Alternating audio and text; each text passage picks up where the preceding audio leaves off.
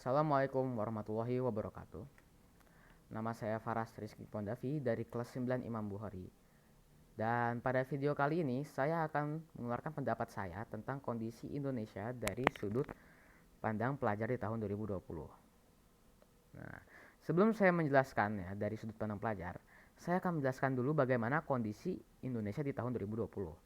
Nah, seperti yang kita ketahui, pada awal tahun 2020 terjadi bencana yang sangat tidak mengenakan, yaitu banjir yang melanda banyak daerah-daerah di Jawa.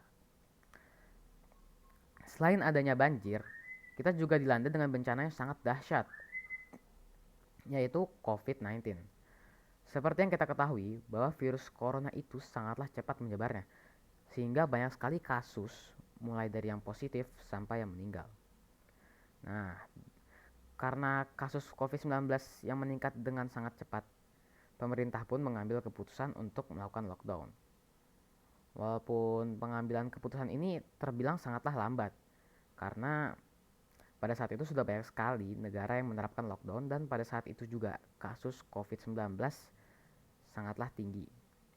Nah, setelah lockdown diterapkan, mulailah bencana lain, yaitu ekonomi di Indonesia mengalami resesi, di mana banyak sekali pekerja yang dikenakan PHK dan menurunnya daya beli masyarakat. Nah, hal ini dikarenakan adanya virus COVID-19 dan juga lockdown. Nah, dengan adanya COVID-19 ini, setiap pembelian barang pasti harus disterilkan, ya kan? Dan pensterilan itu sendiri pasti membutuhkan biaya, padahal biaya untuk menangani orang yang terkena COVID saja sudah sangat besar. Nah, selain virus corona, lockdown juga menghambat jual beli dan pemasukan. Hal ini dikarenakan kita tidak boleh memasuki kawasan yang sedang di lockdown, sehingga banyak fasilitas yang mem-PHK karyawannya dan banyak orang yang tidak mendapatkan penghasilan. Seperti yang sudah saya jelaskan sebelumnya, bisa disimpulkan bahwa virus COVID-19 ini membawa dampak yang sangat buruk bagi banyak orang. Tapi, menurut saya, ada sedikit kelebihan di dalam bencana COVID-19 ini. Memang, memang jika kita melihat ke sisi kekurangannya, itu sudah sangatlah banyak gitu kan. Tapi bila kita mencoba untuk melihat ke sisi positifnya atau ke sisi kelebihannya, kita akan menemukan satu atau dua kelebihan. Nah, kelebihan di dalam COVID-19 ini menurut saya adalah di mana orang mulai berpikir kritis. Yang saya maksud adalah di masa pandemi ini banyak sekali orang yang kehilangan pekerjaannya atau tidak mendapat penghasilan. Nah, pada saat itu juga orang akan mulai berpikir bahwa mencari uang itu bukan hanya sekedar bekerja di kantor atau berjualan secara offline, tetapi ada cara lain. Nah, disinilah yang saya bilang adanya kelebihan di masa pandemi ini. Orang mulai membuka insight-nya gitu loh menurut saya. Nah, seperti membuka usaha online seperti all shop atau jual online, YouTube dan yang lain sebagainya. Nah, selain membuka usaha online, orang juga mulai berinvestasi seperti berinvestasi di perusahaan atau investasi emas dan yang lain sebagainya. Nah, menurut saya ini jelas kelebihan. Nah, walaupun nggak semua orang mengalaminya, tapi menurut saya ini kelebihan karena yang orang yang sebelumnya takut belanja online dikarenakan takut ditipu, tapi sekarang dia yang menjadi penjualnya. Dan orang yang takut berinvestasi sekarang juga berinvestasi. Apalagi investasi emas di tahun 2020 akhir-akhir itu banyak sekali orang yang investasi emas sehingga harga emas sendiri itu naik. Nah, tapi di akhir tahun tiba-tiba harga emas itu anjlok ya kan. Nah, selain itu bahkan selain itu bahkan teman saya sendiri, teman seumuran itu sudah mulai melakukan investasi walaupun dana investasinya dari orang tuanya. Nah, semua yang sudah saya jelaskan sebelumnya adalah kondisi Indonesia pada tahun 2020.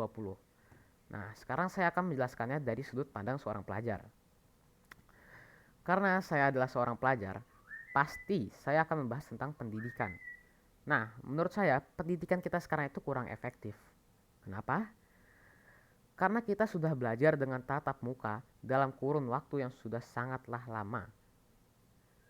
Sehingga kita sudah terbiasa dengan cara itu. Tapi sekarang kita belajar dengan sistem yang sangat berbeda, yaitu daring.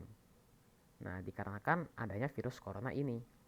Nah, selain karena kita tidak terbiasa, ada kendala lain yang mempengaruhi pendidikan kita. Seperti murid yang malas menjadi tambah malas dikarenakan semuanya sudah online. Nah, selain itu, ada juga orang yang di saat ujian bisa enggak, selain itu di saat ada ujian para murid juga bisa menyontek dan bahkan ada yang menyontek ke Google. Nah, memang dengan kita belajar online itu mungkin kurang efektif atau masih banyak kekurangan. Tapi bagi saya ini adalah kemajuan teknologi di bidang pendidikan. Karena kita belajar tidak harus mencari buku dulu atau membaca buku secara langsung atau harus bertatap muka. Sekarang kita bisa mencarinya di Google atau bahkan menonton YouTube dan bahkan ngezoom dengan guru kita atau guru bimbel. Dan yang menurut saya lebih bagus lagi adalah kemarin minggu saya tes seleksi di Incheon. Nah, ketika saya tes itu kita diberikan browser yang mereka sudah sediakan gitu ya kan. Ketika saya membuka dan login, saya membuka soal. Nah, di saat saya membuka soal, kamera saya itu langsung menyala. Jadi di saat saya mengerjakan, saya diawasi. Nah, menurut saya tuh ini bagus. Kita tidak harus zoom untuk diawasi, tapi kamera kita langsung nyala untuk diawasi gitu ya kan. Nah, inilah yang saya maksud dengan adanya kemajuan teknologi di bidang pendidikan. Kesimpulannya adalah virus COVID-19 ini menurut pandangan saya memiliki kekurangan dan kelebihan. Mengapa saya mendahulukan kekurangan? Karena kekurangannya sangatlah banyak dibandingkan kelebihannya. Nah, mungkin sampai sini saja penjelasan saya mengenai kondisi Indonesia dari sudut pandang pelajar di tahun 2020.